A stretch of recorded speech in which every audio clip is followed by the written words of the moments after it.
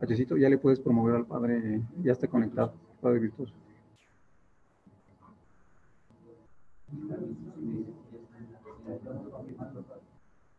Ve, y le puedes también promover que me dé el dinero. Le puedes dar. ¿Cómo se llama la videoconferencia? Oye, ¿tienes el ID de la conferencia? Ahí está. Ya, es que es para que le promuevas al... Ok, ahora sí me veo. Para que él responda a las preguntas del chat. No se mire. Ahora sí. Sí, ya le vi que estamos en live YouTube. Ah, perfecto. Muy bien. Sí, a David está como DPU puse. Sí, pero es que aún no entro. Ingresa, por favor. ¿Cuál es el ID? El ID de la reunión, ¿cuál es? Sí.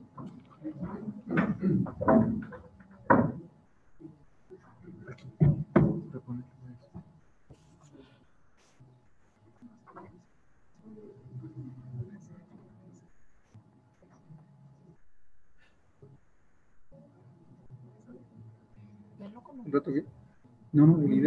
El rato que generas la ID. Ahí se pone una... Ahorita no le puedo parar esta vaina.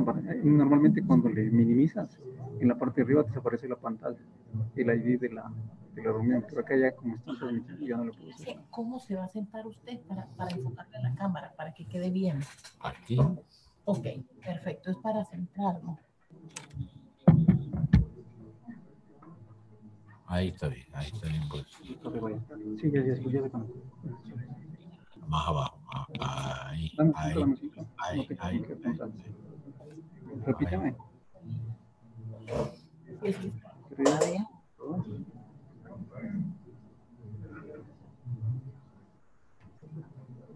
Uno, 7, 3.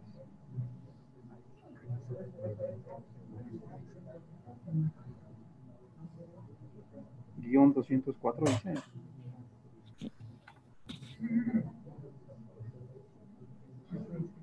Te repito, 372-173-204.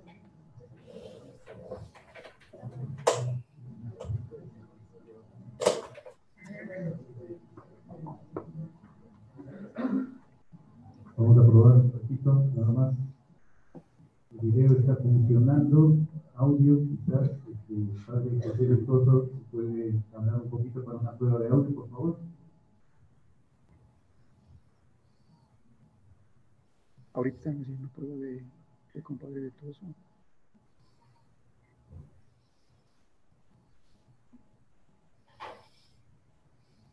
Prueba de sonido, por favor. Caracas puede hacer una prueba de sonido.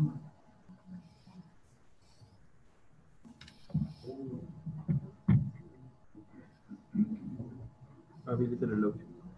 Está con audio.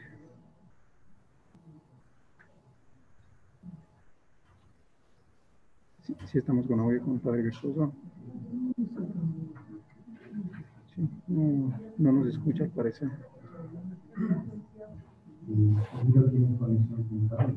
Sí, está en línea. Sí está con audio. Allá parece que no.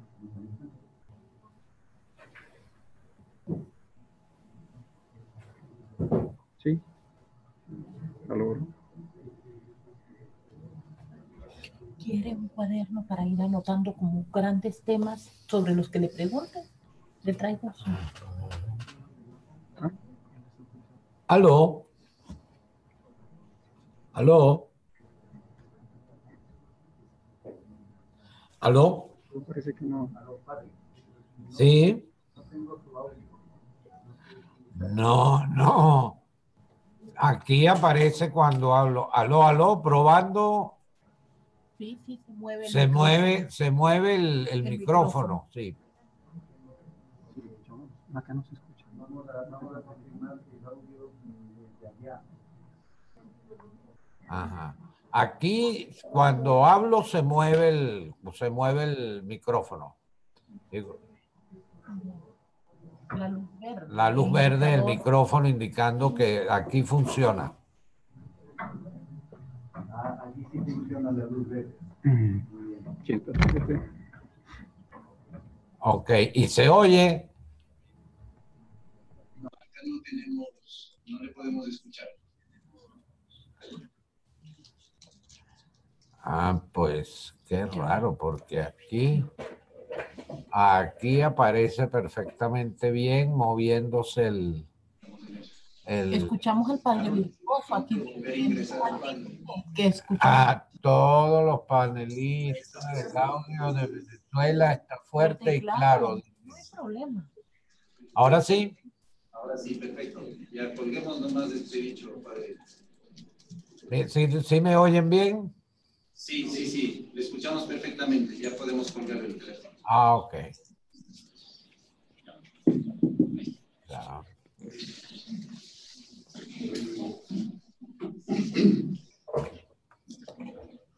Pero ¿por qué no? Yo de dónde estaba. Muy buenas tardes con todas y con todos aquí presentes en el auditorio menor del Centro Cultural de la Pontificia Universidad Católica del Ecuador. También saludamos a nuestras sedes, especialmente a la sede PUSE Ambato, quienes se encuentran conectados con un auditorio completo allá en la ciudad de Ambato. Saludamos también a todas las personas que nos siguen a través del enlace por la plataforma Zoom y de las redes sociales de la Pontificia Universidad Católica del Ecuador. Estamos transmitiendo esta videoconferencia en vivo. Venezuela, la crisis y sus salidas. Una invitación del padre rector de la Pontificia Universidad Católica del Ecuador, doctor Fernando Ponce León, de la Compañía de Jesús, como preámbulo de la impartición de la conferencia por parte del doctor José Virtuoso Arrieta, de la Compañía de Jesús, rector de la Universidad Católica Andrés Bello en Venezuela. Para las personas que nos encontramos aquí en el auditorio, a efectos de seguridad, tenemos una salida en la parte posterior del salón, mantener la calma, salir ordenadamente por el lado derecho si hubiera algún evento de consideración. Muy bien, con este preámbulo y este saludo de bienvenida desde Quito, desde la Pontificia Universidad Católica del Ecuador, paso la posta al doctor Fernando Ponce León, rector de la PUSE, quien va a ser el moderador, y a continuación la presentación del doctor Francisco José Virtuoso Arrieta, rector de la Universidad Católica Andrés Bello de Venezuela. Adelante, padre rector. Buenas tardes con todos los que nos escuchan. El padre José Virtuoso caraqueño nació en 1959 y es miembro de la Compañía de Jesús, jesuita, desde 1977. Obtuvo el título de licenciado en Ciencias Políticas, luego un doctorado en Historia, y ha trabajado como director en el Centro Gumilla, que es el Centro de Investigación y Acción Social de los Jesuitas en Venezuela, un centro fundado en 1968. Fue también director de la revista SIC, Seminario Interdiocesano Caracas, fundado en 1938, cuyas páginas han estado abiertas al debate de las ideas democráticas y al seguimiento de las grandes transformaciones institucionales de Venezuela. Docente e investigador a cargo de las cátedras de Filosofía Política, Historia y el Seminario de Autor en pregrado en la UCAP, Universidad Católica Andrés Bello, y otras universidades. Además es conferencista y autor de varios artículos e investigaciones, y hoy por hoy un testigo directo, un analista comprometido con la situación de Venezuela. Le damos la bienvenida al rector de la UCAP desde 2010, al amigo, al jesuita José Virtuoso. Mucho gusto en saludarte, José, y adelante, te esperamos con ansias. Muchísimas gracias, Fernando.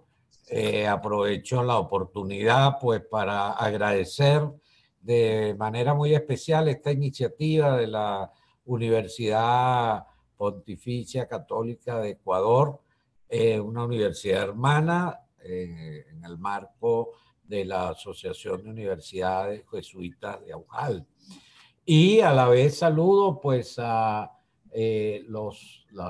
nuestros amigos de Ecuador, de Ambato, de Ibarra, el CINEP en Bogotá, la Iberoamericana de León, a todos pues los de Aujal, desde la oficina que nos acompañan, y a todos los que nos acompañen, y perdonen si dejo de nombrar alguno.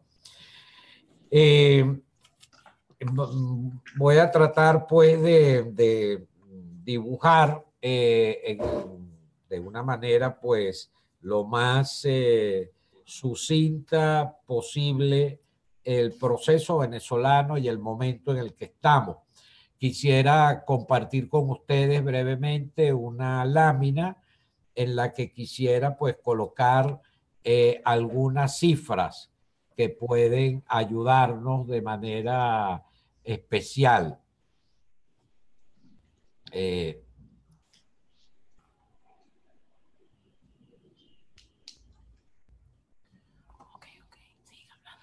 En esas cifras queremos señalar fundamentalmente cómo los antecedentes del problema más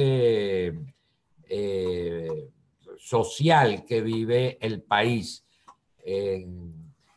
Quisiera pues partir de la idea de que Venezuela tiene como antecedente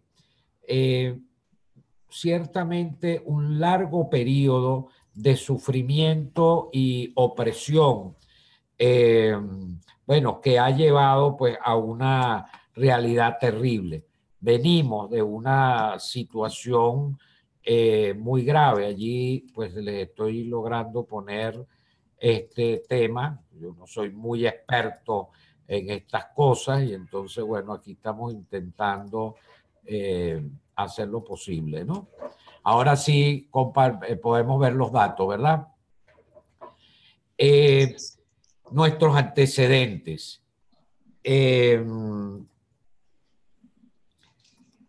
2018, año de sufrimiento y opresión venezolano. Yo diría estos datos se recogen el sufrimiento en el que venimos. Quisiera pues con esto indicar este antecedente inmediato. Algunos datos del año 2000 con el informe de coyuntura económica del Instituto de Investigaciones Económicas y Sociales de aquí de la UCAP. Al final del año 2018, la contracción del Producto Interno Bruto se estimó en un 15% en el caso venezolano.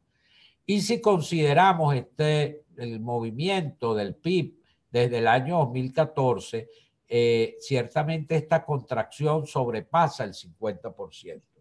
¿Qué quiere decir esto? Que a lo largo de estos últimos 5 años, la economía se ha contraído a más de la mitad de ella.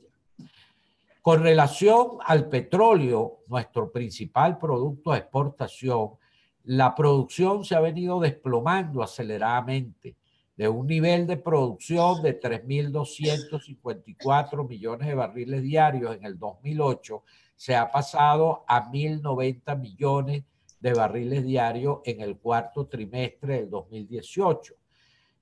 Imagínense ustedes que de pronto, bueno, su principal producto de intercambio económico, pues colapsa.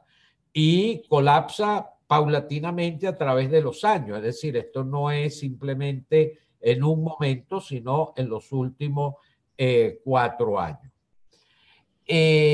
Seguimos la reducción de los ingresos fiscales, en consecuencia, tanto los de origen petrolero como los provenientes por la actividad económica privada y pública, no petrolero, ciertamente se merman considerablemente, de allí que el déficit fiscal se hace cada vez mayor y digamos, la política del gobierno ha sido fundamentalmente la de cubrir ese déficit fiscal por la vía de la producción de dinero inorgánico. Eso pues nos ha llevado consigo a la terrible realidad de la hiperinflación. Este dato me parece crucial para que entendamos la crisis venezolana. al cierre del 2018, la tasa de inflación alcanzó el 1.700%, 1.700.000%. Más de 500 veces, esto en el 2018, pero esto es más de 500 veces la tasa registrada en el 2017, que ya era exageradamente elevada, 2.586%.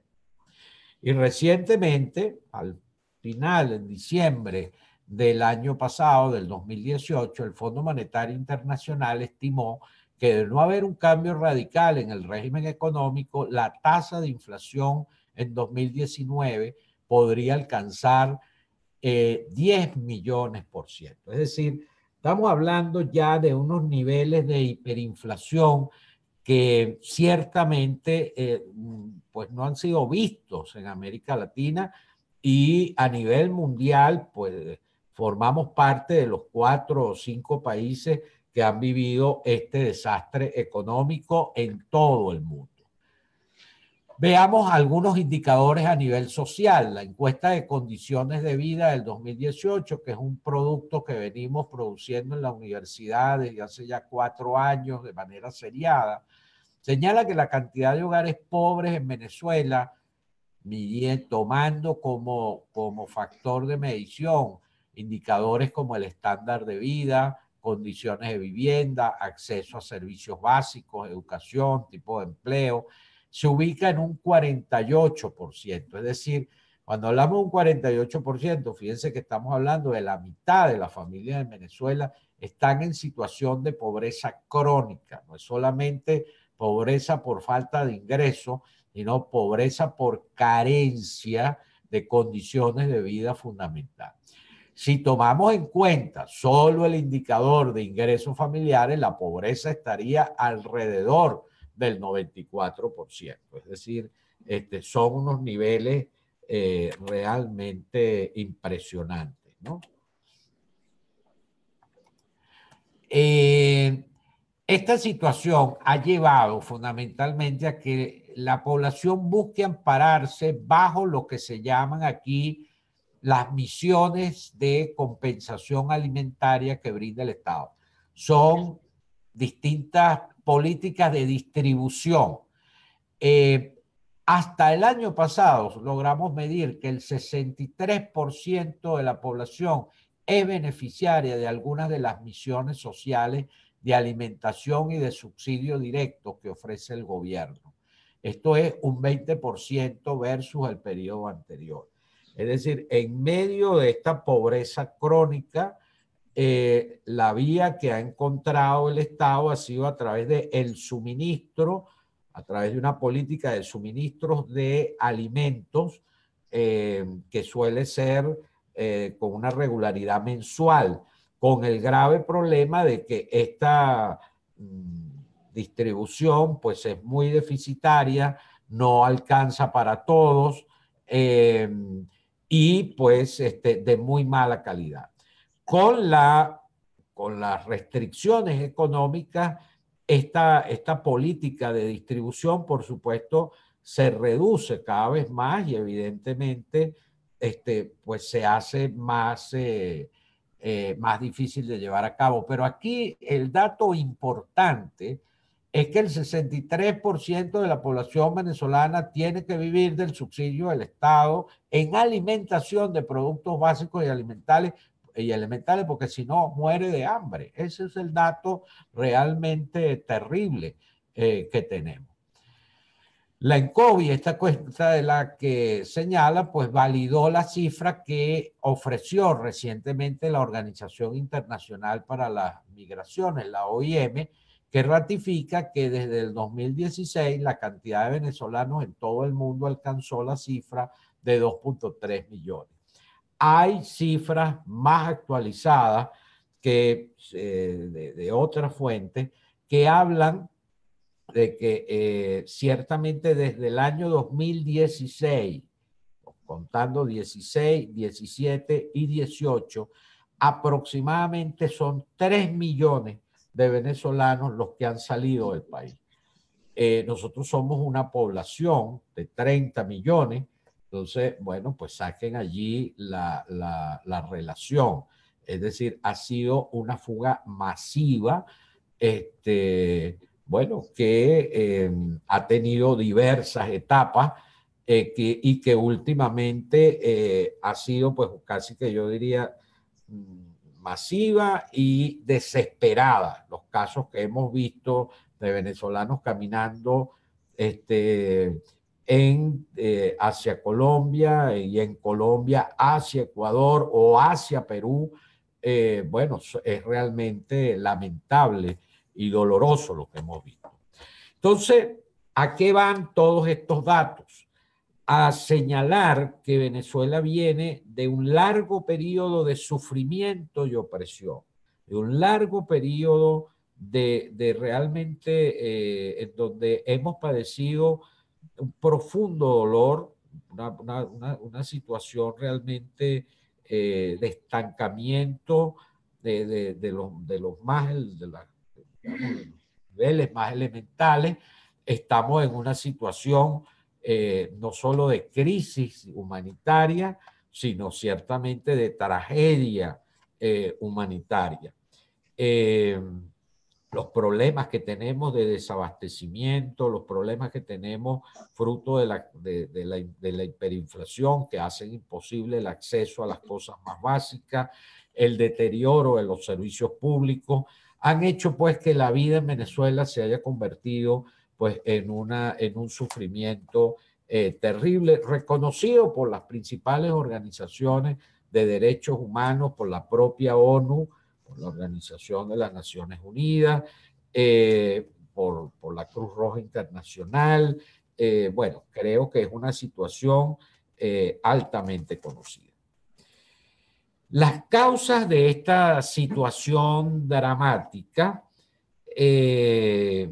son responsabilidad directa de las políticas públicas del Estado implementadas durante el periodo 2013-2018. Las encuestas señalaban ya con claridad a final del año 18 que la población venezolana se hacía más consciente de esta relación, de que la responsabilidad directa de esta gran tragedia humana era responsabilidad directa del Estado. Y eso llevaba cada vez más a una pérdida de popularidad del gobierno, pérdida de popularidad del presidente en ejercicio y por supuesto a un continuo conflicto y malestar manifestado de distintas maneras. Por ejemplo, el año pasado tuvimos una proliferación de manifestaciones y de protestas permanentes en la calle de diverso tipo, muy, muy importante. Ante esa situación, además, eso se combina con el desarrollo de un proceso de hegemonía autoritaria. Es decir, el gobierno no solo se fue haciendo cada vez más incapaz de solucionar los problemas, sino se fue haciendo cada vez más autoritario y hegemónico para mantenerse en el poder ante la falta de respaldo. Y fundamentalmente, ante los distintos momentos de crispación, de confrontación, optó por un elemento fundamental, que fue impedir la celebración del referéndum revocatorio. Nuestra Constitución contempla a mitad del mandato la posibilidad de hacer un referéndum revocatorio. En el año 2016 se inicia este referéndum, digamos, esta posibilidad del referéndum, y el gobierno, de la manera más, yo diría, autoritaria y buscándose unos mecanismos bastante superfluos, elimina esa posibilidad. Entramos luego en un proceso de conflicto político muy fuerte que se desarrolló durante los primeros años del los primeros meses del año 2017 y culminan con una medida que ya colapsó el sistema constitucional democrático cuando fue la convocatoria de una Asamblea Nacional Constituyente. Maduro, el presidente Maduro, en aquel momento plantea que la manera de solucionar el conflicto era convocando a una instancia política superior, que ciertamente está en la Constitución, que es la Asamblea Nacional Constituyente, para reformar, transformar el orden constitucional y poder enfrentar los grandes conflictos que vive el país. Pues resulta que esa Asamblea Nacional primero se convoca sin elecciones. La Constitución establece, y así ha sido nuestra práctica, que no basta con convocar a la Asamblea, sino que la Asamblea esa convocatoria tiene que ser aprobada en elecciones. Bueno, pues aquí el presidente Maduro decidió que él la convocaba y ya de una vez, pues, se decidía llevarla a cabo. Y luego, no solamente se convoca, sino que las elecciones para elegir a los constituyentistas se hacen mediante un método totalmente inconstitucional y totalmente ilegítimo. Esa Asamblea Nacional, ilegítimamente convocada y fraudulentamente elegida, se establece en el 30 de mayo del 2017.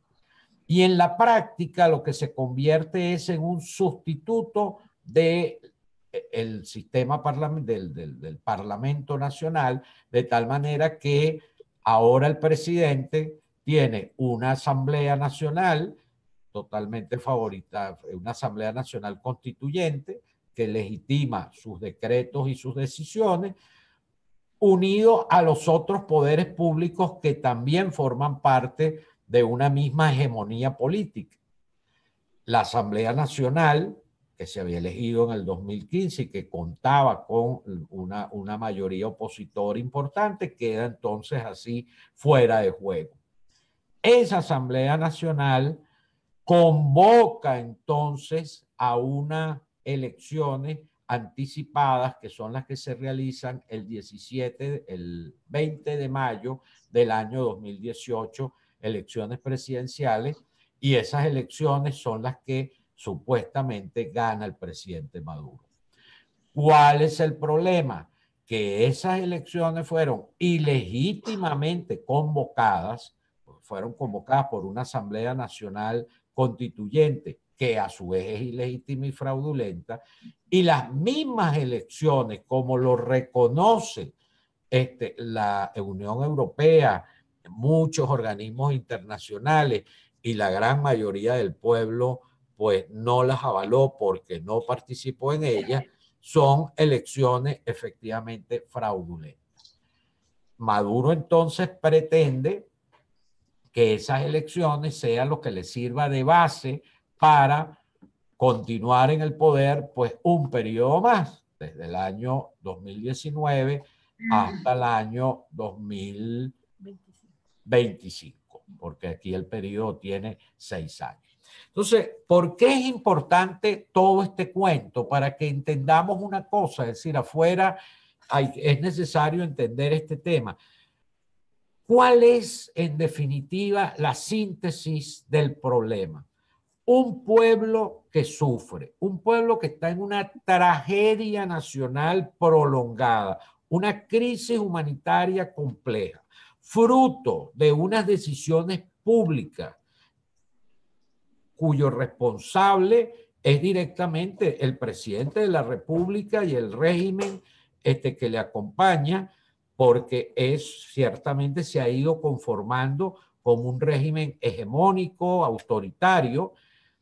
Ese responsable la gente no lo quiere en el poder, pero a lo largo del año 2017 y del año 2018, cuando ya su periodo se va a acabar, se las ingenia para tergiversar la Constitución y mantenerse en el poder a toda costa. Los venezolanos pacientemente, porque hay que decir que los venezolanos hemos sido pacientes, vimos con horror cómo el 10 de diciembre, el 11 de diciembre, el 11 de enero, perdón, que le tocaba al presidente juramentar un nuevo periodo presidencial, bueno, pues lo hace sustentándose en esas elecciones del año pasado, elecciones no reconocidas, sosteniéndose sobre eso para perpetuar este periodo, un nuevo periodo presidencial, es decir, 6 años más de tragedia, 6 años más de... Bueno, yo creo que el propio gobierno y el propio régimen nunca se esperó la reacción inmediata. La reacción inmediata fue de una desaprobación total en todo el país, de una profunda molestia. La gente vio con profundo dolor, con profunda decepción, cómo lo que tenía delante era la perpetuación de la tragedia que estaba viviendo en manos de un presidente que en ese momento dejaba de ser presidente y se convertía en un usurpador de facto de esa presidencia. Mientras tanto, en la Asamblea Nacional, que había sido elegida en el año 2015, cuya mayoría es la mayoría pues, de oposición en el país, se elige una nueva directiva y como presidente de esa nueva directiva a un joven llamado Juan Guaidó, que con mucho orgullo, pues digo por todas partes, es egresado de la Universidad Católica Andrés Bello y muy identificado con ella.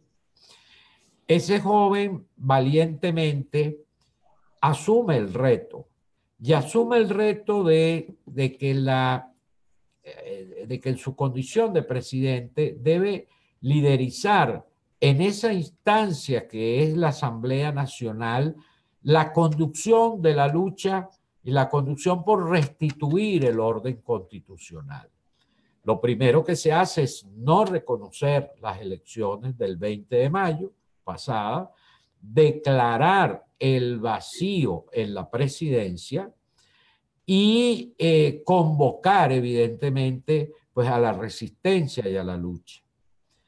Esa convocatoria pues, fue asumida de manera valiente, de manera, digamos, con mucha esperanza y con mucho entusiasmo por la mayoría del pueblo venezolano.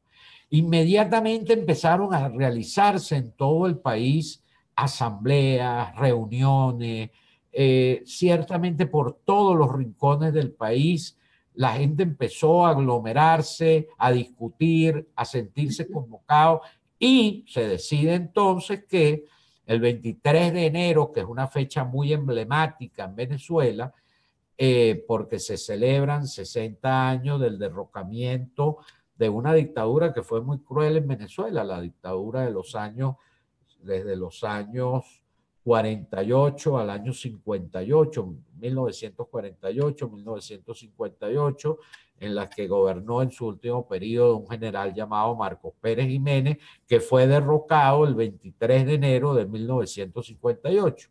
Por lo tanto, en este periodo se celebraban 60 años del derrocamiento de esa dictadura.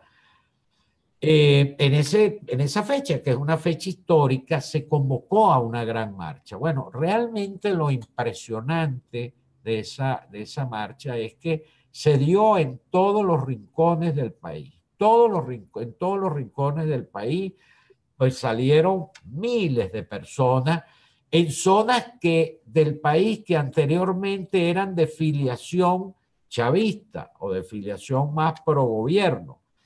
En segundo lugar, se movilizaron sectores populares de los barrios más pobres de las distintas ciudades, de tal manera que esta manifestación tenía un signo particular. No era una manifestación de los opositores al gobierno, era una manifestación del país contra el gobierno. Una marcha parecida a esa se acaba de dar y ahora con más gente el pasado 2 de febrero. Pasado 2 de febrero salió a la calle nuevamente, pues muchísimo más gente de la que había salido el 23 de enero. De tal manera que nosotros lo que se ha logrado pues en muy pocos días ha sido la conformación de una gran plataforma de conducción política, una plataforma institucional que es la Asamblea Nacional, un liderazgo unificado en torno al presidente de la Asamblea Nacional y un gran movimiento popular en torno a ese nuevo liderazgo que pide fundamentalmente la vuelta al orden constitucional como condición para salir de este estado de tragedia en la que vive el pueblo venezolano.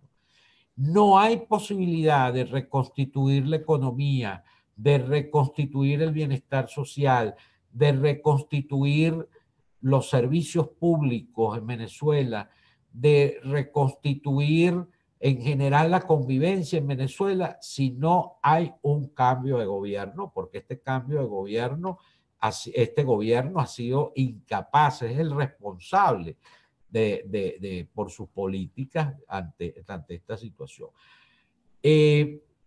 Alguien me decía el otro día una síntesis muy interesante que me atrevo aquí a resumir ante ustedes.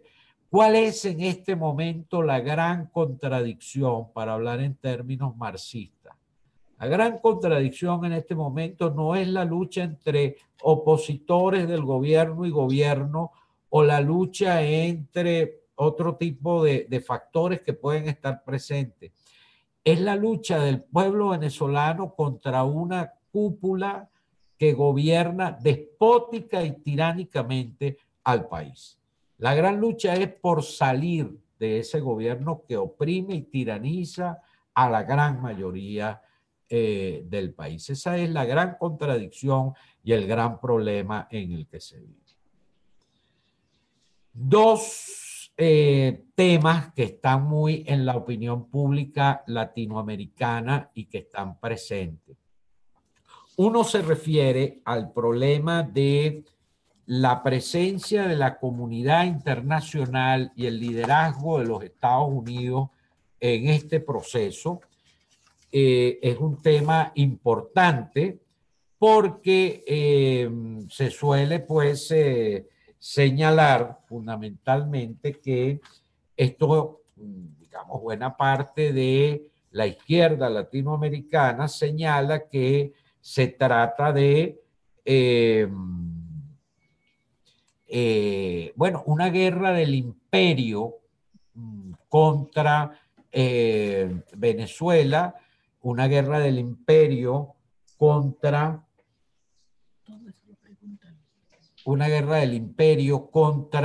la realidad venezolana, fundamentalmente porque Venezuela tiene mucho petróleo y hay evidentemente el deseo de, ante un gobierno de izquierda, de intereses nacionalistas, pues tratar de penetrar las riquezas del país, controlar esas riquezas en oposición además a otros actores imperiales, como puede ser Rusia, como puede ser China, para preservar, pues, digamos, esa fuente de riqueza tan importante.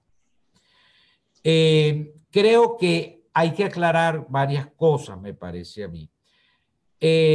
Primero hay que tener en cuenta que el conflicto venezolano trascendió a la esfera internacional, convirtiéndose en parte de la geopolítica mundial y de la guerra de intereses que allí se libra. Trascendió también a la geopolítica regional latinoamericana. Venezuela ha sido convertida por el régimen que la domina en una amenaza para la paz y la estabilidad regional y para los intereses de los propios Estados Unidos. Ha sido el gobierno el que nos metió en el problema con los Estados Unidos. Digamos, el gran responsable, o mejor dicho, el gran irresponsable en todo este drama, ha sido la propia política del gobierno, que en nombre de su antiimperialismo, bueno, pues intervino junto a con otras potencias, especialmente con China y con Rusia, y también alineando a Cuba a favor de sus intereses contra Estados Unidos. Entonces Venezuela emerge como un factor disonante, como un factor conflictivo en medio de la política de los imperios o en medio de los intereses geopolíticos de los imperios. Lo que se ha logrado, lo que logró el liderazgo de oposición fue lograr que Estados Unidos pues se alineara con las aspiraciones del pueblo democrático o del pueblo venezolano que aspira a democracia y que por lo tanto efectivamente estos intereses de Estados Unidos jugaran a favor de los intereses venezolanos. Es decir, que en ese contexto de rivalidad, lo que logró el liderazgo político de oposición fue precisamente alinear el imperio norteamericano más a favor de las aspiraciones del pueblo venezolano. Hay otro elemento que hay que tener en cuenta. Quien ha reconocido el conflicto venezolano y aboga por el restablecimiento del orden constitucional en Venezuela no es solamente Estados Unidos, son 16 países latinoamericanos, es Canadá también, es prácticamente las 3/4 partes de los países que conforman la Unión Europea. Estamos hablando también ya en el hemisferio más oriental, ahí estamos hablando de Australia, estamos hablando de Japón. Entonces, la actuación de Estados Unidos no es una actuación, digamos, unilateral, es una actuación en concordancia, es una actuación que de alguna manera estará balanceada también por otros muchos intereses. Eso es importante. Después creo que es importante entender que no estamos en el contexto de la Guerra Fría de los años 60, incluso los años 70, en donde Estados Unidos representaba un bloque ideológico y Rusia representaba otro bloque ideológico. Rusia es tan capitalista como Estados Unidos y los chinos son tan capitalistas como Estados Unidos. Entonces no es el problema de que nosotros nos estamos alineando con el capitalismo frente a los defensores de no sé qué valores universal. Estamos en una guerra de imperios por razones económicas. Y dentro de esa guerra de imperios, por razones económicas, estamos alineando una fuerza a favor de nuestros intereses democráticos y a favor del pueblo venezolano. Y en última instancia, evidentemente, Estados Unidos, el protagonismo de Estados Unidos en este contexto, ciertamente el elemento más importante es la posibilidad de una intervención militar en este contexto, que evidentemente está ahí y está latente, y no nos podemos llamar a engaños al respecto. Ahora, nadie en Venezuela en su sano juicio puede querer una intervención de Estados Unidos. La región en Venezuela, en América Latina, la región en general no puede querer una intervención en Estados Unidos, y el concierto de países tampoco puede querer una intervención de Estados Unidos. Y ojo, el propio Estados Unidos tampoco puede querer una intervención per se, porque ciertamente es una carta muy complicada a nivel de política externa y a nivel de política externa.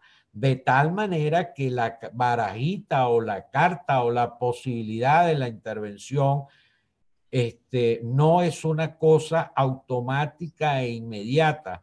Será una carta, será una posibilidad allí presente en el camino, dependiendo de muchos factores, y antes de llegar allá hay otras posibilidades en juego y hay otras opciones en juego.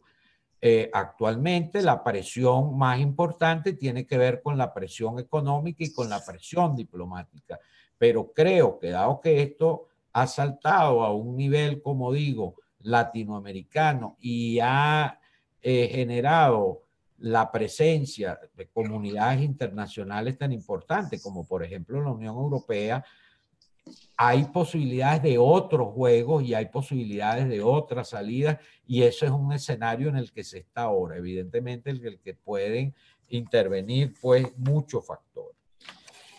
El otro tema fundamentalmente tiene que ver con la llamada autoproclamación presidencial de Guaidó. ¿Cómo es eso que un señor se autoproclama presidente? Hay que decir que el nombre está mal usado, no el de Guaidó, sino el de la autoproclamación, por el hecho de que no es que se autoproclamó, constitucionalmente existe la posibilidad de que ante el vacío presidencial, por muchas razones, es el presidente de la Asamblea Nacional legítimamente constituida la que ocupa temporalmente ese vacío. Entonces, digamos que hay que entender la presencia de Guaidó como presidente de Venezuela de manera interina, de manera provisional y en el marco de lo que establece la Constitución. Evidentemente, todos entendemos que esta crisis no se resolverá hasta que no haya nuevas elecciones y la constitución de un gobierno elegido por el pueblo venezolano como el elemento fundamental. ¿Cuál es la situación y los escenarios para terminar con ello? Para terminar esta presentación. En este momento, el gobierno de Maduro es un gobierno muy golpeado, muy debilitado, un gobierno que no cuenta con la calle, un gobierno que cuenta más bien con el rechazo mayoritario del pueblo venezolano. El gobierno de Maduro cuenta además con una severa limitación de su propio entorno, aunque lo respaldan las Fuerzas Armadas. Las Fuerzas Armadas, sin embargo, están muy divididas y muy resquebrajadas. Aunque tiene un partido político importante, sin embargo, los grandes líderes de su partido también están confrontados entre sí. Es decir, el gobierno ha sido muy exitoso en mantener un bloque, yo diría que casi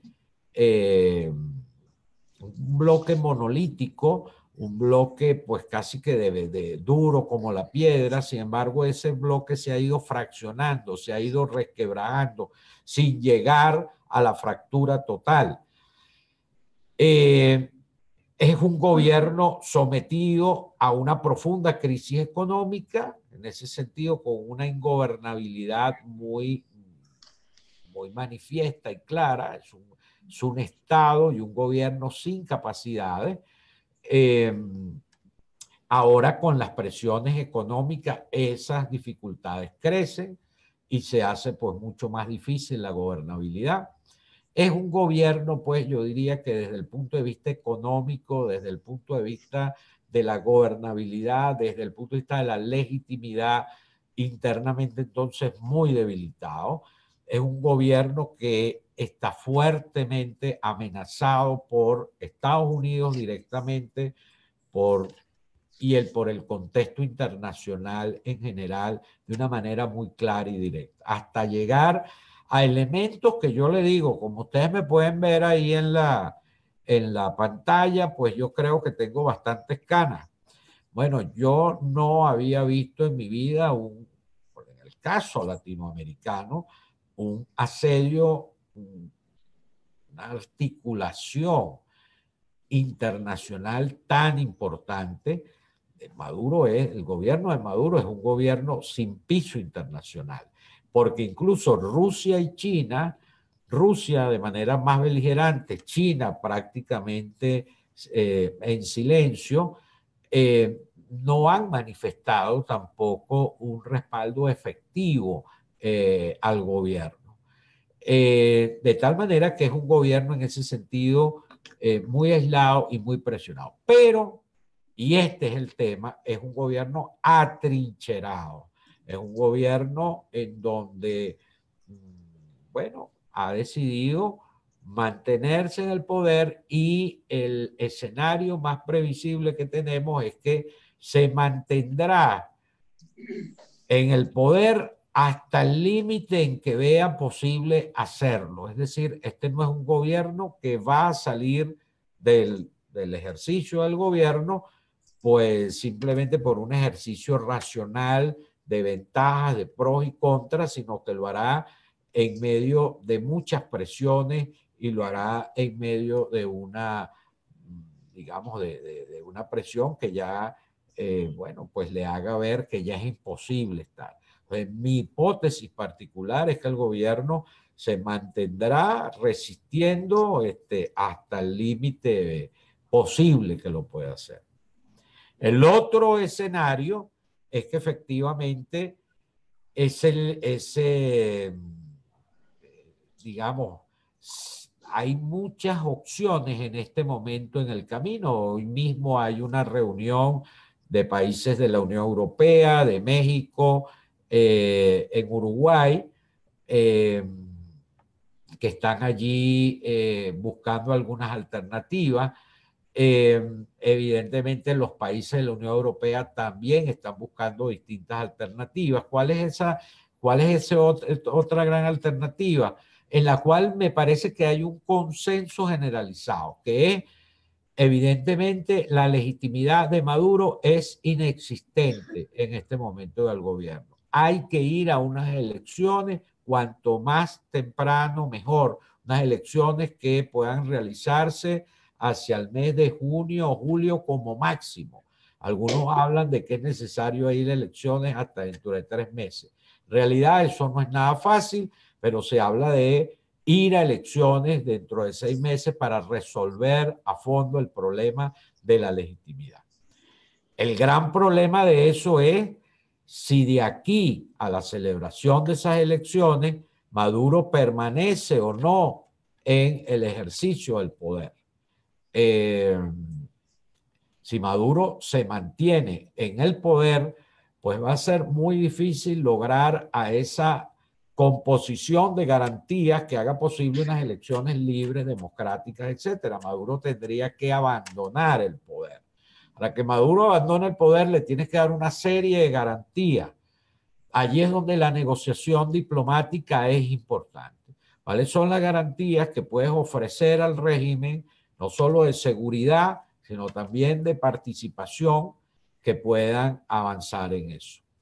Hay elementos internos que son importantes. En el país en este momento se acaba de aprobar un estatuto para la transición que establece una suerte de hoja de ruta transicional que puede ser realmente muy importante porque en medio de la anarquía, del desorden, del conflicto político, marca una ruta aceptada, al menos por los que son en este momento los líderes de oposición. Y se está trabajando también en una ley de amnistía, cosa que es muy importante de cara a generar condiciones. Es decir, tú no puedes hablar de un proceso de transición si al otro pues simplemente le vas a cortar la cabeza. Entonces, bueno, ¿qué posibilidades de amnistía puede haber para todos aquellos que decían colaborar en el proceso de transición política? Evidentemente, allí está el tema de que no puede haber amnistía para los violadores de derechos humanos. Y el tema de la violación de derechos humanos registrado por la Corte Interamericana de Derechos Humanos, etcétera, ha sido muy importante en Venezuela, pero allí está. El gran protagonista, y con esto termino, el gran protagonista de este proceso, quien ha desencadenado todo este proceso político, quien lideriza este proceso político, es la esperanza del pueblo venezolano por un cambio político que haga posible la vida digna y la vida en libertad. Evidentemente tenemos el problema del imperio, evidentemente tenemos el problema de la confrontación militar, Evidentemente tenemos el problema de la polarización política. Podemos poner muchísimos problemas en la mesa, pero el gran, digamos, desencadenante, el gran motor de todo este proceso es el pueblo venezolano reclamando cambios a favor de la libertad y la democracia. La Iglesia en este periodo, es decir, que la Conferencia Episcopal Venezolana, la Compañía de Jesús, la vida religiosa, las más importantes organizaciones de laicos, organizaciones educativas de la Iglesia, Fe y Alegría, la universidad que tengo el honor, de la cual tengo el honor de ser rector, el clero en general, los cristianos en general, están totalmente alineados con este proceso de cambio y han sufrido también persecución. La posición de los obispos, la posición de muchos sacerdotes, pues también le ha valido las represalias del régimen de terror en Venezuela. Como iglesia nos sentimos muy compactados y muy comprometidos con lo que el pueblo está pasando en distintos niveles, desde las acciones más básicas de solidaridad, el acompañamiento a la gente y después lo que implica la incidencia política nacional e internacional para hacer que este proceso de transición sea un proceso pacífico, sin sangre, un proceso sin más sangre, porque ya ha habido mucha sangre, y efectivamente conducente a lo que todos queremos, pues a una vida en paz y en sanidad. Bueno, muchísimas gracias a todos y bueno, pues ahora podemos conversar. Bien, muchas gracias, José. Tengo preguntas. Vamos a ir alternando entre las preguntas del auditorio y las preguntas que nos hagan tal vez Perfecto. la plataforma Zoom. En el auditorio preguntan lo siguiente. Voy a resumir unas 2 o 3 papeletas.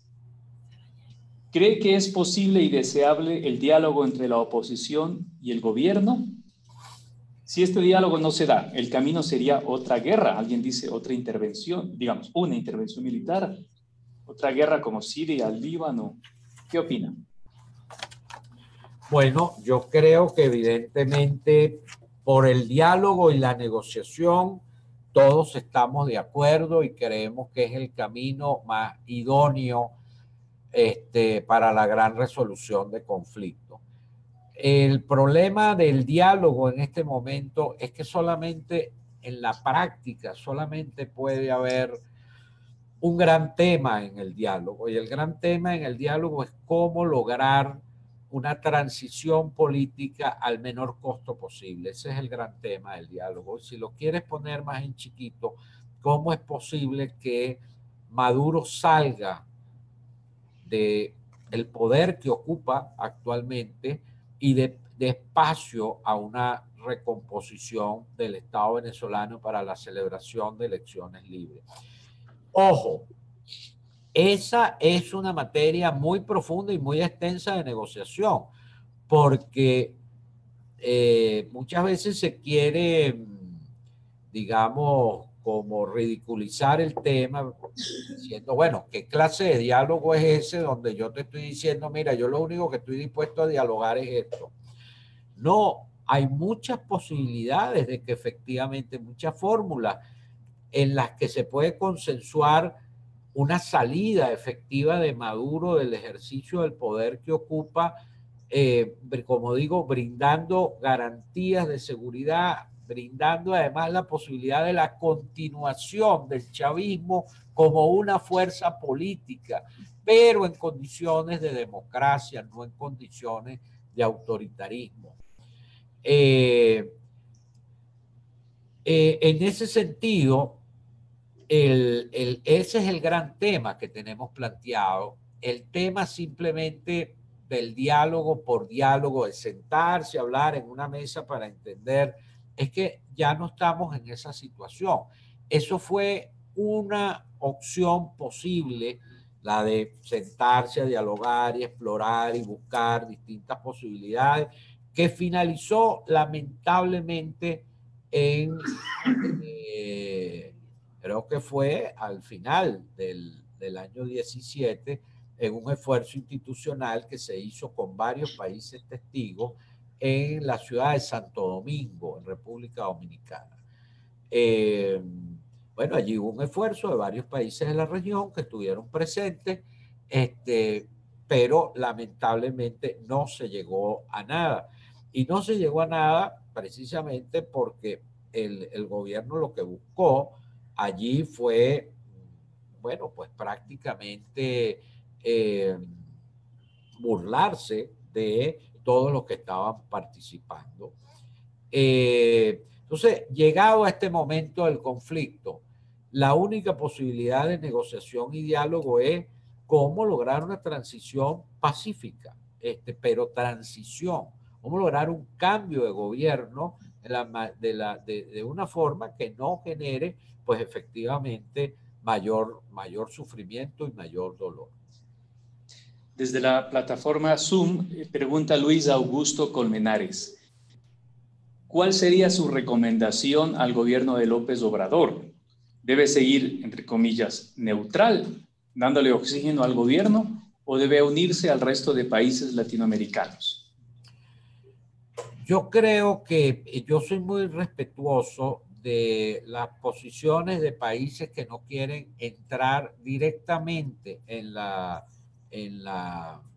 toma de posición. Por ejemplo, el Grupo de Lima, o que desean mantener una posición más independiente.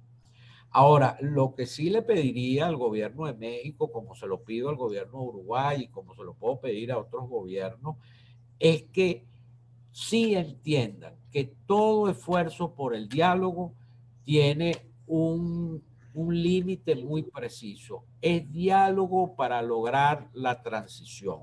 Es diálogo para lograr el cambio político en el menor tiempo posible, con el menor costo posible, evidentemente desde la perspectiva de lo que el pueblo venezolano está buscando. Porque, insisto, mientras sigamos viendo que el problema venezolano es la confluencia de la guerra entre opositores y gobierno, la polarización que ha dividido América Latina, más ahora imbuida del conflicto entre los intereses de Estados Unidos frente a otros imperios, ahí no tenemos nada que hacer, porque entonces ahí el tema del diálogo se entiende fundamentalmente como tratar de poner de acuerdo a posiciones distintas, y aquí es el pueblo soberano venezolano que está buscando un cambio definitivo de condiciones de vida, que dice este gobierno es ilegítimo y por lo tanto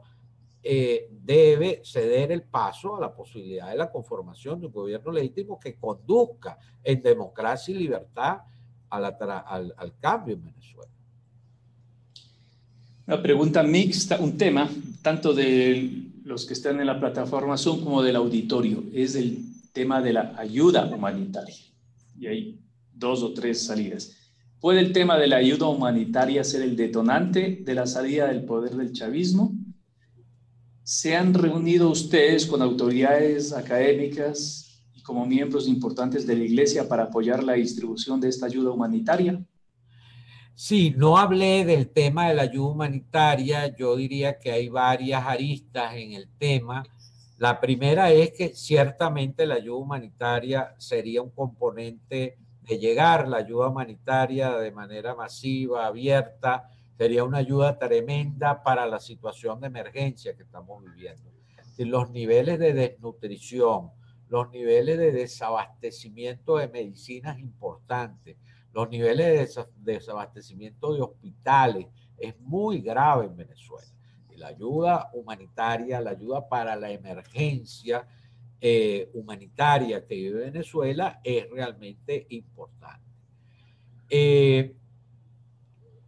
Si efectivamente se lograra que el gobierno dejara entrar la ayuda humanitaria, bueno, pues estaríamos cubriendo un requerimiento importante. Ya hay maneras de hacerlo. Efectivamente, por las fronteras puede llegar esa ayuda humanitaria extranjera y puede haber organizaciones, las Naciones Unidas, la Cruz Roja Internacional, etcétera, que puede encargarse de la recepción de esa ayuda humanitaria Y la Iglesia, entre otras, está dispuesta junto a otras muchas organizaciones de la sociedad civil a convertirse en distribuidores de esa ayuda humanitaria. Pero en esto hay que decir que la posición del gobierno ha sido terrible. Hay una foto famosa en el puente que une a la ciudad de San Cristóbal o al Táchira, que es el estado fronterizo con Colombia por el lado andino, con Colombia. Hay un puente que se llama el Puente Simón Bolívar, que une la ciudad de Cúcuta de Colombia con la ciudad de San Antonio en Venezuela. Ese es un puente muy transitado en migración entre los dos países. Por ahí se espera que llegue ayuda humanitaria y la respuesta que tiene de parte del gobierno es trancar aquello con containers, con gandolas, etc. Entonces, bueno, se puede convertir la ayuda humanitaria en una suerte de guerra civil. El gobierno acusa que detrás de la ayuda humanitaria vienen los marines. Entonces, bueno, por esa vía realmente lo que podemos convertir la ayuda humanitaria es en un gran conflicto político y en un gran conflicto militar, cosa que nadie queremos, por otra parte. Entonces, bueno, lo que se está haciendo desde sectores como la Iglesia, desde otros sectores de organizaciones de derechos humanos y de organizaciones sociales, es el llamado que convirtamos la ayuda humanitaria en lo que es ayuda humanitaria, que no tiene color político ni tiene interés político. Y hay maneras de garantizar mediante los protocolos, porque hay unos protocolos universales para efectivamente el acceso a la ayuda humanitaria que la preserva de todo interés político. Entonces, bueno, ese es nuestro llamado en este momento a ello. Desde la PUC Quito preguntan algo sobre las Fuerzas Armadas. ¿Cómo se explica la posición de las Fuerzas Armadas venezolanas? ¿Lealtad a Maduro, sumisión o miedo? Mira, yo creo que hay, en primer lugar, mucha corrupción dentro de las Fuerzas Armadas. Es decir, si algo ocurrió, Venezuela venimos de un proceso en el cual en el año 2002 las Fuerzas Armadas encabezaron un golpe contra el entonces presidente Hugo Chávez. Lo que se hizo en aquel momento como medida de preservar otro posible golpe o incursión de las Fuerzas Armadas fue por una parte la compra de lealtades a través de procesos de corrupción. Entonces, las Fuerzas Armadas tienen en este momento en mi país una industria vinculada al petróleo, tienen una industria vinculada al cemento, tienen una industria vinculada, hay como 5 o 6 industrias en este momento importantes vinculadas a las Fuerzas Armadas, tienen incluso hasta una televisora. Una cosa realmente inconcebible, es decir, las Fuerzas Armadas están vinculadas corporativamente y a nivel individual a muchos de los negocios y de los mecanismos del Estado. Entonces ha sido una Fuerza Armada en ese sentido muy corrompida, y en ese sentido forman parte de del proceso pues, de corrupción y por esa vía de la lealtad al Estado. También son una Fuerza Armada muy atomizada. Aquí hubo un proceso de recomposición organizacional de las Fuerzas Armadas que suprimió en buena medida los procesos de organización tradicional y eso ha generado también bastante anarquía dentro de las Fuerzas Armadas, de tal manera que yo creo que hay como razones fundamentales lo que diría de mucha corrupción,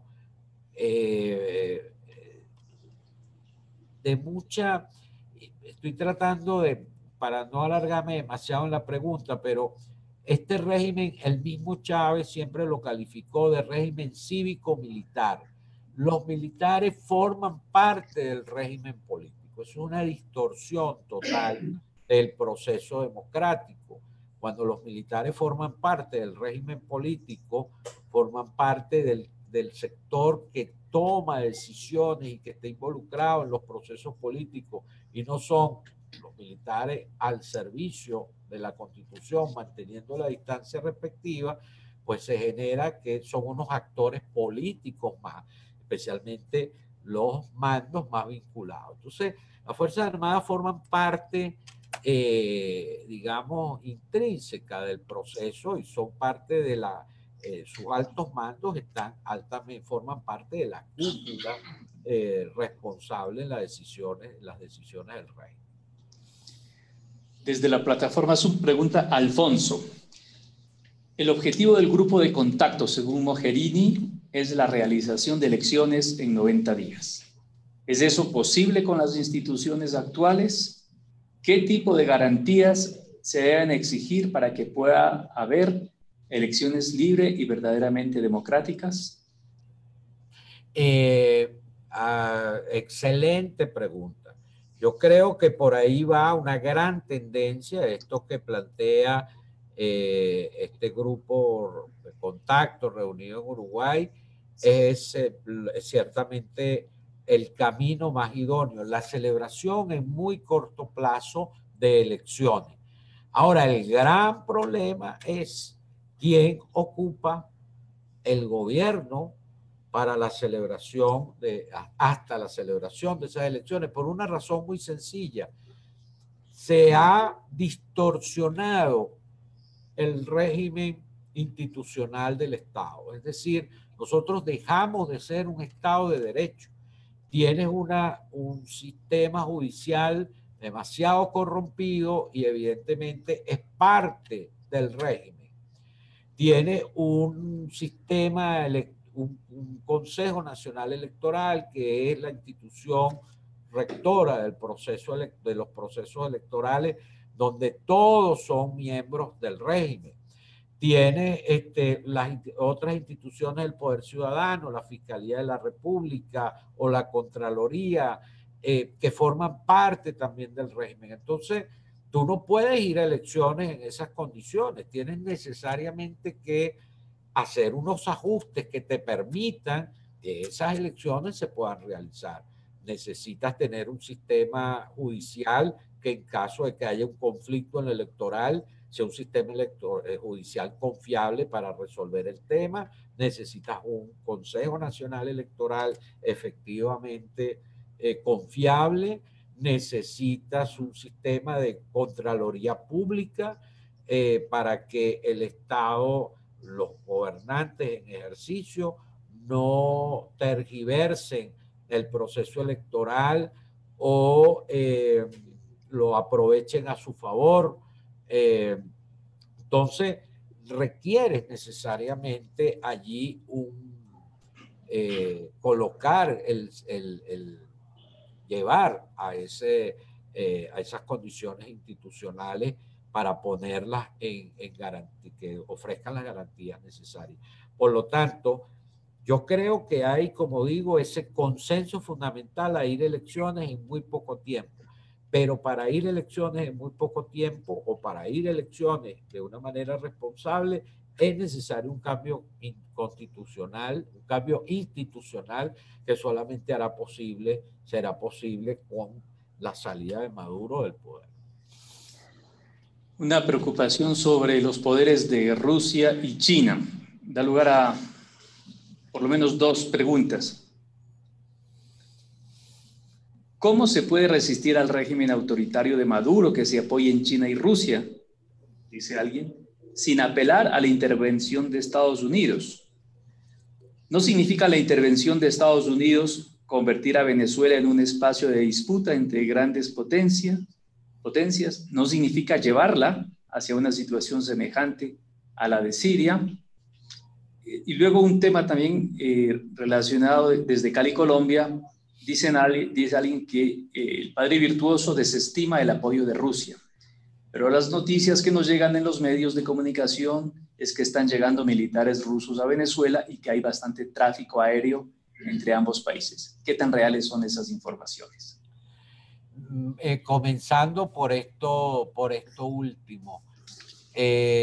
hasta donde tenemos noticias aquí, el apoyo de Rusia sigue siendo un apoyo más en el ámbito diplomático internacional. Es decir, Rusia está en el Consejo de Seguridad, Rusia es un interlocutor político muy importante con la comunidad europea, por supuesto con Estados Unidos.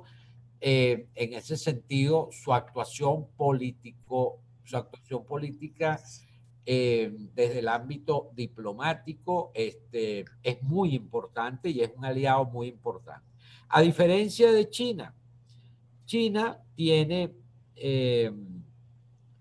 evidentemente una limitación en todo este ámbito, y es que China, como buen representante del capitalismo salvaje en el mundo, tiene inversiones en toda América Latina, en unos países más que en otros. Pero China tiene inversiones importantes en la región y por lo tanto no quiere inmiscuirse tan directamente en el tema. Ha apoyado económicamente en el momento en que el régimen de Maduro, y en general primero de Chávez, después de Maduro, tenía más posibilidades económicas, pero en el momento en que ha visto que por ahí no va a ningún lado y que mantenerse abiertamente en una posición de apoyo político directo a Maduro le puede traer conflictos con otros países donde tiene importantes inversiones, pues no es tan conveniente. Mientras que Rusia no tanto. Rusia fundamentalmente interviene en este conflicto en respuesta a otros conflictos y a otros problemas que tiene con Estados Unidos en otras regiones del mundo. Sin embargo, Rusia hasta el momento, que yo sepa, con la información que yo tengo, no lo veo interviniendo de manera muy directa, ya de hecho, de facto, por ejemplo, con apoyo militar, etcétera, en Venezuela. Y si lo hace, tiene más de efecto propaganda que efectos reales. Que Venezuela se nos pueda convertir en una suerte de Siria y Maduro se convierta en una suerte de Erdogan. Bueno, ese es un escenario que nunca se puede dejar de lado. Sería el más lamentable de todos. De allí la importancia de la presión dura que ejerce Estados Unidos. Lamentablemente la política tiene muchas concepciones y los cristianos abogamos por una política, por una concepción de la política más parecida a lo que pues Hannah Arendt decía: la política es el arte de vivir juntos. Y yo creo que los cristianos abogamos por un mundo de relaciones políticas en donde ese sea el gran resultado, vivir juntos de una manera digna. Pero lamentablemente no solo eso es la política es también conflicto de poderes y de imposición de poderes. Y ahorita lo que ha hecho que la rebelión del pueblo venezolano, la presencia del presidente encargado Guaidó, la presencia y el liderazgo de la Asamblea Nacional sea respetable y creíble, es este respaldo importante de Estados Unidos allí. Lamentablemente es así. Creo que esto que estamos haciendo hoy y todo lo que podamos hacer como Compañía de Jesús, lo que podamos hacer como universidades, por lograr que efectivamente este sea un conflicto que no desemboque en ninguna forma de intervención militar extranjera y que encuentre una salida pacífica, me parece que es una ganancia para toda la región. Entonces, yo creo que esa es nuestra apuesta. Ahora, no podemos dejar de lado lamentablemente otros escenarios, el escenario Siria, pues es un escenario real. Lamentablemente ese escenario es real. Una pregunta muy relacionada con lo que acabas de decir en cuanto a los poderes, el poder. ¿Se puede identificar los poderes tras de Maduro? Pregunta Memín desde la plataforma Zoom. Los poderes detrás de Maduro, yo creo que hay varias bases de su soporte. Evidentemente, hay un sector de las Fuerzas Armadas que le apoya. Eso significa control de armas, control de hombres, ejercicio, digamos, poder militar detrás. Hay evidentemente un sector político que le apoya de su propia gente. El régimen de Maduro, primero de Chávez, después de Maduro, se conformó sobre la base de la creación de una gran estructura liderizada por el Partido Socialista Unido de Venezuela, pero esa es una estructura organizacional que agrupó a mucha gente, tiene sus cuadros, etcétera, y agrupa una serie de alianzas cívicas que sigue siendo importante en el país. Otro elemento que le da fortaleza a Maduro es la hegemonía comunicacional. Ustedes no se imaginan lo difícil que está siendo en este momento las comunicaciones en Venezuela. El internet funciona muy mal. Las redes son intervenidas de distinta manera. Las televisoras públicas, pues, digamos, las de acceso común, las que no son por cable, son prácticamente o están censuradas o son controladas por el Estado. Las emisoras de radio igual. Entonces, bueno, la posibilidad de unas comunicaciones libres, etcétera, el debate público, todo eso está muy limitado, muy controlado. Ahora, hay un factor que no se puede dejar pasar por alto. Alrededor de Maduro, primero eso fue con Chávez, después siguió Maduro, pero alrededor de Maduro se han madurado un conjunto de relaciones con grupos de diverso tipo, pero grupos en general vinculados al delito, al narcotráfico, al terrorismo internacional, que son grupos, digamos, que interfieren en la vida nacional venezolana de ninguna manera. Los grupos del ELN y de la FARC están vinculados al chavismo de Colombia. Los grupos, varios grupos vinculados a todo lo que implica la exportación de coltán, que existe mucho en la región de Guayana, del oro, están vinculados con otros grupos que funcionan en el Medio Oriente. Esas son relaciones comprobadísimas. Por supuesto, todo el tema del narcotráfico también están vinculados. Entonces, hay una red de grandes mafias sectorizadas por intereses que tienen armas, que controlan territorios y que están en alianza con el gobierno.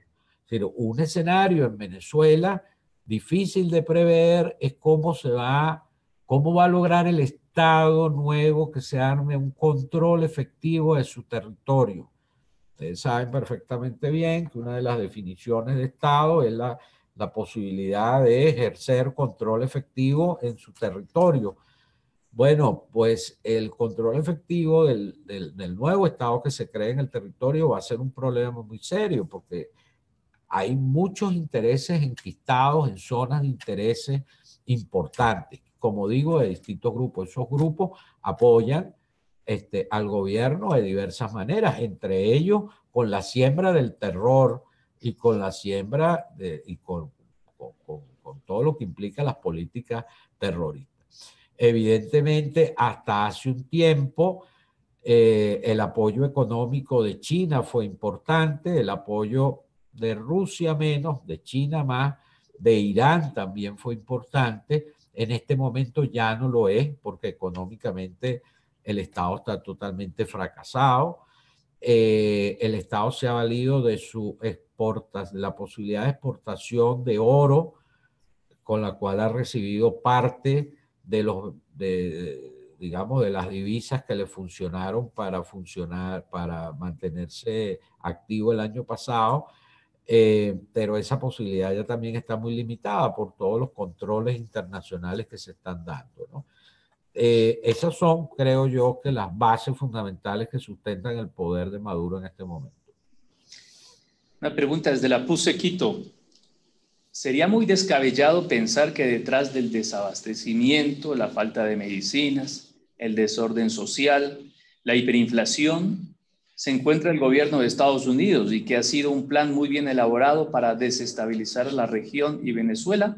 ¿No ha sido acaso un golpe blando? ¿Qué opina? ¿Me puedes resumir la pregunta? Porque la verdad que estaba tratando de leer aquí otra cosa y Sí, me no. perdí. Voy a leerla tal cual. Sería muy descabellado pensar que detrás del desabastecimiento, la falta de medicinas, del desorden social, la hiperinflación, se encuentra el gobierno de Estados Unidos y que ha sido un plan muy bien elaborado para desestabilizar la región y Venezuela. ¿No ha sido acaso un golpe blando? Claro, esa es una de las tesis del Estado. La tesis del gobierno es que la crisis venezolana se debe a una guerra económica. Esa guerra económica fue provocada por Estados Unidos y sus aliados internos. Una guerra económica que consistió en crear un caos financiero, sobre todo con la sobrevaluación del dólar, y la generación por esa vía de una hiperinflación terrible, además luego de las políticas de las sanciones. Pues entre sanciones y el manejo del dólar en Venezuela y de toda los problemas internos, pues entonces eso ha generado una suerte de gran cerco económico, que es el que ha generado el descontento social, y desde el descontento social, pues el descontento político. Y ahora, pues se utiliza el tema de la ayuda económica precisamente para disfrazar lo que sería la intervención militar. Entonces, bueno, a lo primero, pues bueno, lo primero es un falso de toda falsedad, es decir, en la crisis venezolana económica y la crisis social se debe al mal manejo que ha hecho el gobierno de lo mismo, es decir, de las políticas públicas relacionadas con ello. El tema de por qué nosotros éramos unos productores de 3.500 millones de barriles en el año 2008 y tiempo del chavismo, producíamos 3.500 millones de barriles diarios, 2008. ¿Por qué hoy produces 1 millón de barriles diarios? ¿Qué tiene que ver en eso Estados Unidos? Bueno, ¿por qué la economía ha descendido al 50% de su funcionamiento? Bueno, eso no tiene que ver con ningún plan exógeno desde el imperio, eso tiene que ver por su manejo pésimo de la situación económica, a pesar de todo lo que en Venezuela se dijo. El tema de la ayuda humanitaria ya lo expliqué. Evidentemente, la ayuda humanitaria, por la manera en que el mismo gobierno la está manejando, la está convirtiendo en una suerte de causa belli para una posible confrontación militar extranjera. Pero es la misma política del gobierno. El gobierno bien pudiera decir toda la ayuda humanitaria que quiera, que venga, llega hasta la frontera, en la frontera la recibe un organismo internacional y la reparte internamente a las organizaciones de la sociedad civil y de esas mismas organizaciones que la quieren dar. No tiene por qué ser el motivo de una causa belli para una confrontación militar, ¿no? Entonces, bueno, ahí hay todo un discurso ideológico que se está moviendo en América Latina en torno a esos tópicos y también internamente, bueno, que no hacen justicia a la realidad, simple y llanamente. Pregunta Fabián Negrete desde Zoom. ¿Qué opinión tiene sobre la posición del gobierno italiano de no reconocer a Guaidó? Bueno, lo lamento profundamente porque yo soy medio italiano.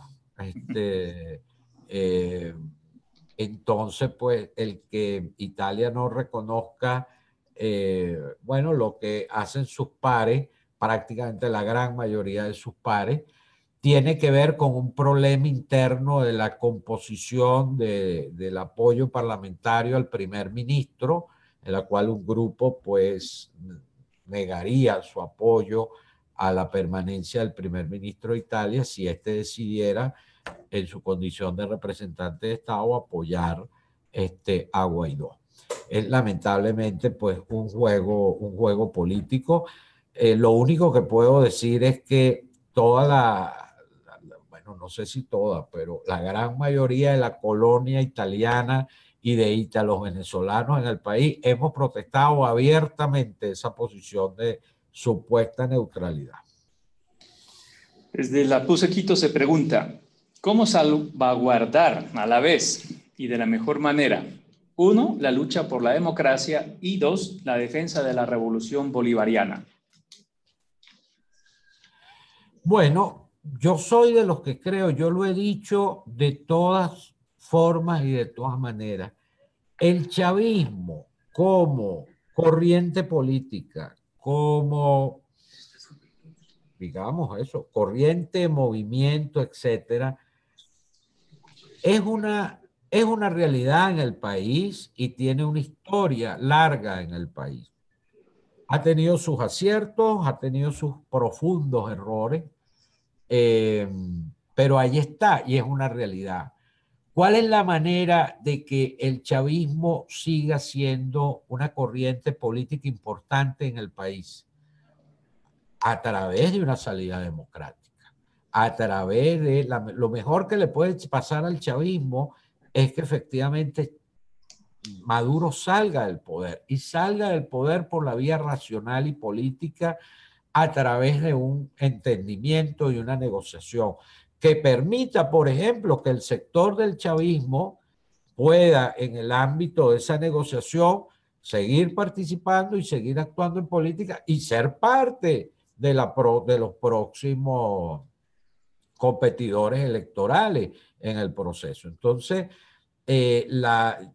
digamos, de la manera como salgamos de este conflicto va a depender la continuidad o no del chavismo en el poder. Una pregunta combinada desde Zoom y Quito. ¿Considera pertinente la intervención del Papa Francisco como mediador de un diálogo para salir de la crisis actual venezolana? Y relacionado con eso, ¿cuál ha sido el papel de la Iglesia Católica en los actuales momentos de la crisis venezolana? Mira, yo creo que la Iglesia Católica hemos jugado un papel muy importante en la crisis. Los principales voceros del drama de la situación de la población venezolana han sido los obispos, acompañados de las instituciones que hacemos vida en la iglesia, de los religiosos, etc. La iglesia tiene una presencia en la vida venezolana muy importante, en la presencia en comunidades, en la prestación de servicios, en el ámbito educativo. Entonces tiene un liderazgo, es la institución con mayor reconocimiento social en Venezuela desde hace mucho tiempo. Y en ese sentido, su papel ha sido clave. La iglesia, los obispos han tomado posiciones muy importantes. Los obispos denunciaron, por ejemplo, la ilegitimidad de la Asamblea Nacional Constituyente en este marco que estaba haciendo, en este proceso en el que estaba hablando, en el año 2017. Luego denunciaron las elecciones del 20 de mayo como elecciones ilegítimas y ahora para los primeros días de enero de este año denunciaron la ilegitimidad del nuevo periodo presidencial. Lamentablemente, Maduro no es presidente legítimo en este momento y así con todas esas letras lo dijeron los obispos. Desde el Vaticano ha habido un apoyo muy directo a los obispos, muy expreso a los obispos, de distintas formas y maneras. El Papa ha decidido mantenerse sin un pronunciamiento directo en la confrontación política venezolana, pero evidentemente sus acciones han sido de apoyo total a los obispos venezolanos. Yo soy de los que creo, como lo creemos muchos cristianos en Venezuela, y echamos en falta un pronunciamiento más directo del Papa en lo que tiene que ver con la terrible crisis humanitaria y crisis de derechos humanos que vive la población venezolana. Yo soy de los que entiendo que el Papa efectivamente no puede quizás entrar directamente en la diatriba política, no puede jugar a ser el analista político y no es quizás su función. Pero el Papa sí pudiera acompañarnos con su palabra muy directa. Ahora, el Papa ha decidido hacerlo a través de los obispos y a través del apoyo expreso de los cristianos que estamos en Venezuela, de la vida religiosa, de los sacerdotes, de los obispos en esa tarea.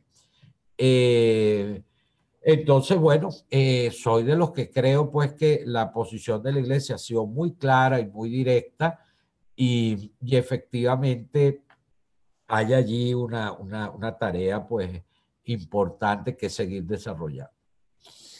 Pregunta Pam desde Zoom sobre la migración masiva, ¿no? En cuanto a la migración masiva, ¿quiénes son los ciudadanos venezolanos que migran principalmente? ¿Son migraciones de familias? ¿Esta migración continuará? La migración en Venezuela se puede dividir, creo que en varios momentos, pero quizás hablando de la migración de estos últimos 2 años, tenemos en primer lugar la migración de profesionales jóvenes que salían del país en la búsqueda de cómo ocupar su talento. Aquí, yo soy rector de una universidad donde tenemos un número muy importante de estudiantes, y era importante ver cómo profesores, investigadores, etcétera, y en general el mundo profesional capacitado en Venezuela, que siempre ha sido muy bueno, ha ido saliendo del país. Después vino otra ola, que son los jóvenes, o más o menos en paralelo, jóvenes que al culminar sus estudios básicos decidían irse a la búsqueda de nuevas oportunidades para o trabajar o cursar carreras de formación fuera. Pero luego vino lo más terrible, que es gente de muy escasos recursos que decidía irse al exterior, a los países vecinos, para comer o para buscar algo que mandar a su familia. Hay que decir que esa familia, esos migrantes que han salido del país, han reportado al país, según se calcula, en el último año, o en los 2 últimos años, creo que fue el último año, una cantidad aproximada de $2.300 millones. Es una proporción pues muy importante. Bueno, por lo que implica efectivamente apoyo, lo que ha significado por la vía de las remesas este apoyo.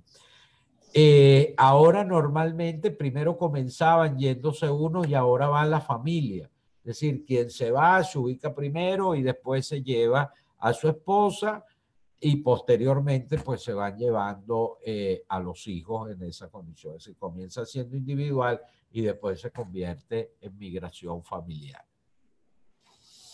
2 preguntas desde Quito relacionadas con la educación superior, con la universidad en general. ¿Cómo la crisis política, económica y social ha afectado al subsistema de educación universitaria? Y en contrapartida, ¿cuál ha sido el rol de la universidad frente a los delicados problemas que vive el país? Mira, ha sido terrible. Las universidades en Venezuela, las universidades públicas, las universidades que dependen del financiamiento del Estado, están prácticamente destruidas. La educación en Venezuela en general ha sido muy golpeada, pero la educación universitaria ha sido especialmente golpeada. Por dos vías. Por una parte, porque las universidades autónomas han mantenido una posición política pues muy crítica frente al régimen desde los mejores momentos del chavismo, y el gobierno se ha empeñado en irlas destruyendo, quitándoles presupuesto y generando crisis internas de tal manera que estudiantes, profesores la fueran dejando.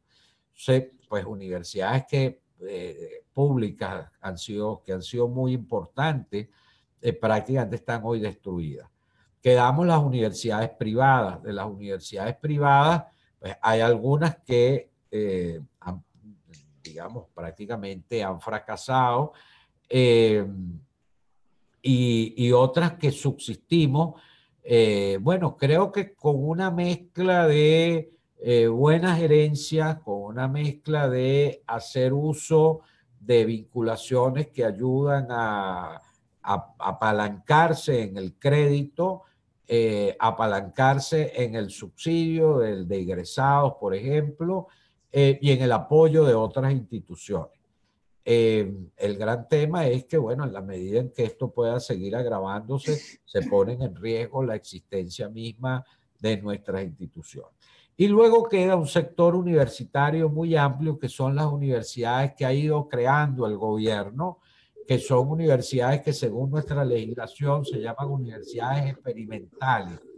Son universidades creadas por el Estado, pero no son autónomas, no eligen sus propias autoridades, sino que dependen directamente del ente administrativo del Estado dedicado a la educación, ¿no? Aquí se llama Ministerio de Educación Superior o Ministerio de Educación Universitaria.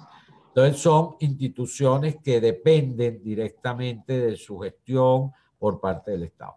Son instituciones, sí, que funcionan mejor que las universidades autónomas desde el punto de vista presupuestario, pero son bastante carentes, muchas de ellas, de calidad, de personal idóneo, etc. Y la educación pública en Venezuela ha sido una de nuestras grandes glorias. Nosotros, en relación a América Latina, pues tenemos una historia muy hermosa en desarrollo en el área docente, de investigación, de proyección, de calidad universitaria en muchos ámbitos, y sin embargo eso se ha ido mermando, y está pues en un momento muy crítico y lamentable. Pregunta Carla Espinosa desde Zoom. ¿Cuál considera usted es la mayor debilidad del país a lo largo del tiempo? ¿Y cómo se podría dar una adecuada solución a la misma? Mira, yo creo que el problema que ha vivido Venezuela y que en el fondo está a la base, creo que hay dos grandes problemas, y que en el fondo son los dos grandes problemas en general de América Latina.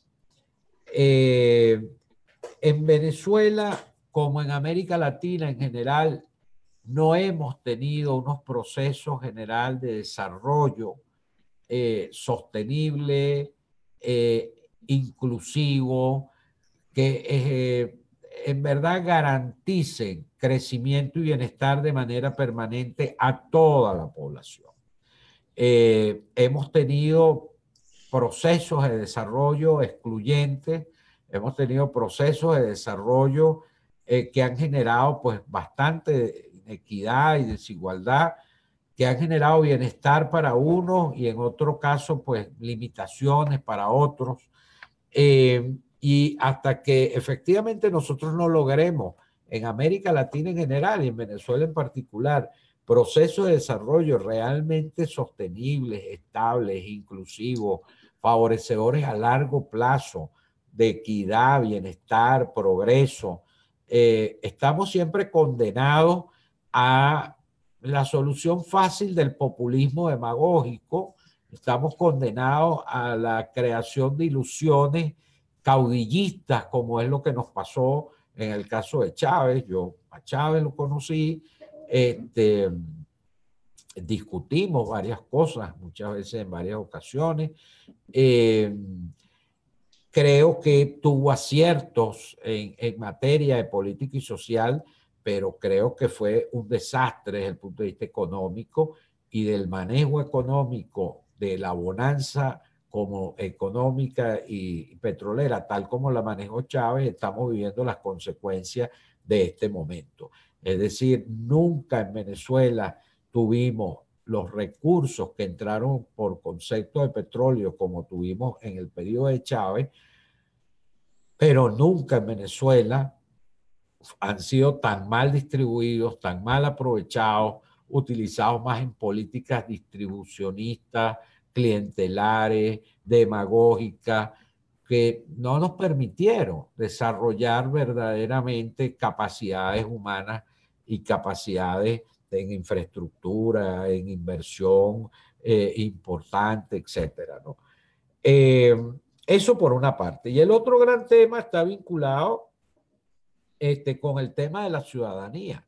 Es decir, nuestras democracias son democracias muy frágiles porque están sustentadas en una ciudadanía muy frágil.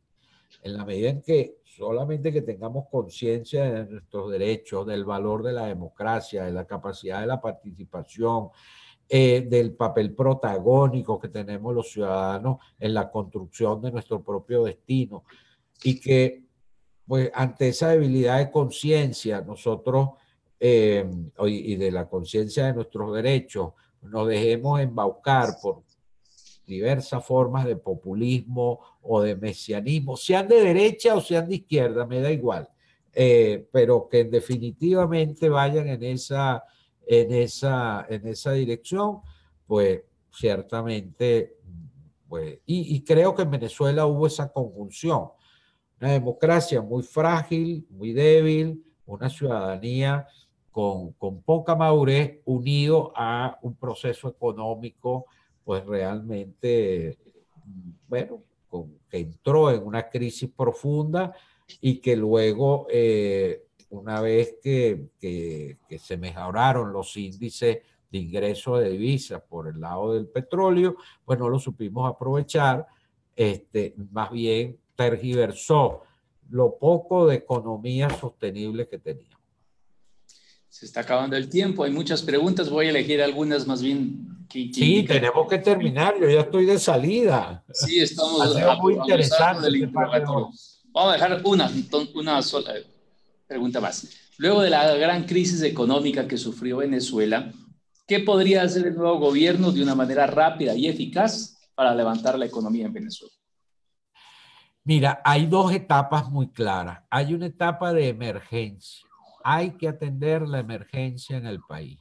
La emergencia, no me refiero solamente a la emergencia que puede resolverse por la vía humanitaria. Hay que atender, hay que pedir créditos y hay que pedir todo tipo de apoyo, de donaciones, de organismos internacionales. Hay que conjugar una gran voluntad internacional para todo lo que tiene que ver con suministro de alimentos, suministro de medicina, atención a problemas de desnutrición. Digamos, nosotros tenemos que atender en primer lugar la emergencia. Eso es y lamentablemente eso no queda otro remedio que hacerlo con la vía del apoyo internacional, bueno, bajo distintas modalidades. Luego, evidentemente, hay una etapa de estabilización para el crecimiento económico. Los cálculos nos indican que ciertamente habría posibilidades de conseguir una apoyo en créditos de la banca internacional y de organismos multilaterales que estuvieran en capacidad de ayudarnos en la reactivación de la economía, que nos permita obtener los ingresos necesarios para. Evidentemente, nuestra reconstrucción va a tardar años.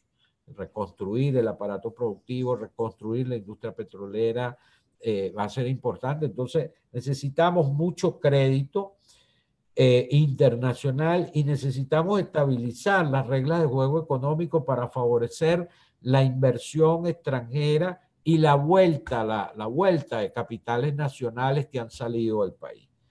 Esas son las dos únicas puertas. El país requiere de capacidad, requiere de inversión, y la inversión solamente puede venir del capital internacional y del capital nacional que ha salido y que está afuera. Eso, y eso requiere un marco institucional y unas reglas de juego pues bien claras para ello. Bien, muchas gracias, José, por tu tiempo. Muchas gracias por haber soportado este interrogatorio de tantos lados. Desde aquí te aplauden.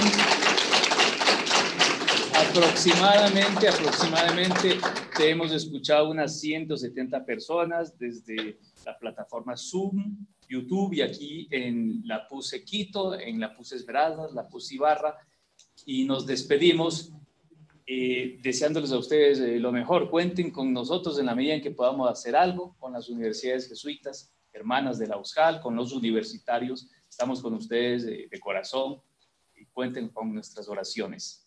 Muchísimas gracias. ¿Algún mensaje final? Sí, de verdad que muchísimas gracias a ti, en primer lugar, por esta iniciativa excelente, en nombre, pues, de los muchos venezolanos que en este país estamos, bueno, con esta esperanza del cambio, porque hay que decir que tenemos una profunda esperanza cifrada en que podemos alcanzar el cambio que queremos, pero por otra parte lo estamos sufriendo, y la incertidumbre y el dolor que padecemos con los problemas de todos los días en medio de esta situación nos agota. Entonces, muchas gracias en nombre pues de tanta gente de buena voluntad en este país que anda luchando, y de verdad que a todos ustedes que, bueno, por la vía presencial allí y por la vía en general, pues del chat, del seminario del Zoom que estamos realizando, pues han estado presentes. De verdad que, para adelante. Para adelante. Gracias. Agradecemos la comparecencia del padre Francisco José Virtuoso Arrieta, rector de la Universidad Católica Andrés Bello, la moderación del doctor Fernando Ponce León, rector de la PUSE, y a todas las personas que nos han seguido presencialmente y virtualmente en esta videoconferencia Venezuela, la crisis y sus salidas. Queremos recordarles que la conferencia está siendo transmitida por Zoom y por los canales de redes sociales de la Pontificia Universidad Católica del Ecuador, a través de la plataforma YouTube, donde estará alojada para que puedan repetirla las personas que así lo deseen. Muchísimas gracias y hasta la próxima. Buenas tardes. Bueno.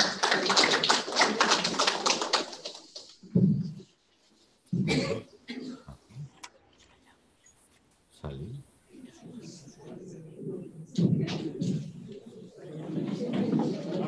Quedaron. Hola. Gracias. Estuvo bueno. Sirvió. Fernando, un gusto.